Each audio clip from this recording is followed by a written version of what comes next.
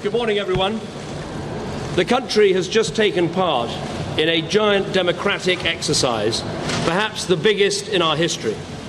Over 33 million people from England, Scotland, Wales, Northern Ireland and Gibraltar have all had their say. We should be proud of the fact that in these islands we trust the people with these big decisions. We not only have a parliamentary democracy, but on questions about the arrangements for how we're governed, there are times when it is right to ask the people themselves, and that is what we have done.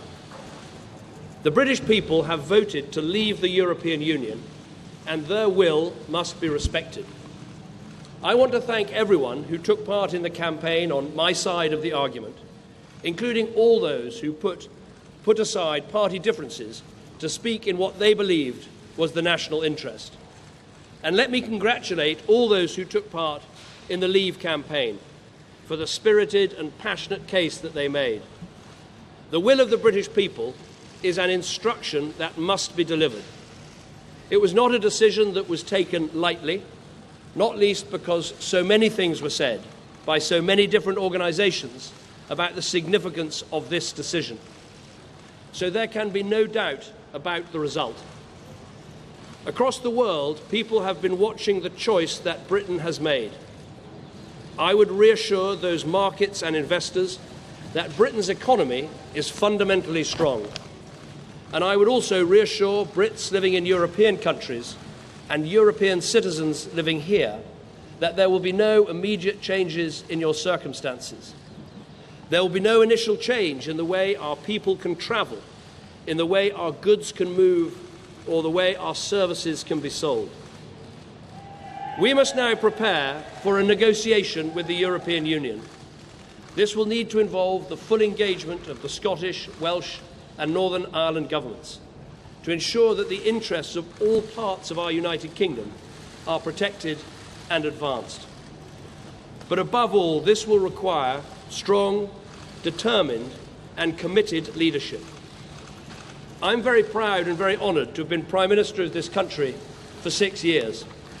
I believe we've made great steps, with more people in work than ever before in our history, with reforms to welfare and education, increasing people's life chances, building a bigger and stronger society, keeping our promises to the poorest people in the world, and enabling those who love each other to get married, whatever their sexuality. But above all, restoring Britain's economic strength. And I'm grateful to everyone who's helped to make that happen. I've also always believed that we have to confront big decisions, not duck them. That is why we delivered the first coalition government in 70 years to bring our economy back from the brink.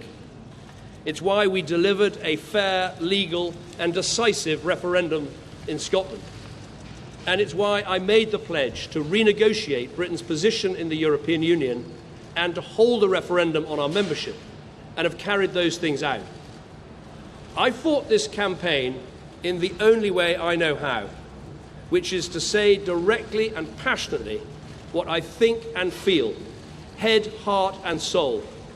I held nothing back. I was absolutely clear about my belief that Britain is stronger, safer and better off inside the European Union. And I made clear the referendum was about this and this alone, not the future of any single politician, including myself. But the British people have made a very clear decision to take a different path. And as such, I think the country requires fresh leadership to take it in this direction. I will do everything I can as Prime Minister to steady the ship over the coming weeks and months. But I do not think it would be right for me to try to be the captain that steers our country to its next destination. This is not a decision I've taken lightly, but I do believe it's in the national interest to have a period of stability and then the new leadership required. There is no need for a precise timetable today, but in my view we should aim to have a new Prime Minister in place by the start of the Conservative Party conference in October. Delivering stability will be important, and I will continue in post as Prime Minister with my Cabinet for the next 3 months. The Cabinet will meet on Monday. The Governor of the Bank of England is making a statement about the steps that the Bank and the Treasury are taking to reassure financial markets. We will also continue taking forward the important legislation that we set before Parliament in the Queen's speech. And I've spoken to Her Majesty the Queen this morning to advise her of the steps that I'm taking. A negotiation with the European Union will need to begin under a new Prime Minister. And I think it's right that this new Prime Minister takes the decision about when to trigger Article 50 and start the formal and legal process of leaving the EU. I will attend the European Council next week to explain the decision the British people have taken and my own decision. The British people have made a choice. That not only needs to be respected, but those on the losing side of the argument, myself included, should help to make it work. Britain is a special country. We have so many great advantages. A parliamentary democracy where we resolve great issues about our future through peaceful debate. A great trading nation with our science and arts, our engineering and our creativity respected the world over. And while we are not perfect, I do believe we can be a model of a multiracial, multi-faith democracy where people can come and make a contribution and rise to the very highest that their talent allows. Although leaving Europe was not the path I recommended, I am the first to praise our incredible strengths. I've said before that Britain can survive outside the European Union, and indeed that we could find a way. Now the decision has been made to leave, we need to find the best way. And I will do everything I can to help. I love this country, and I feel honoured to have served it. And I will do everything I can in future to help this great country succeed. Thank you very much.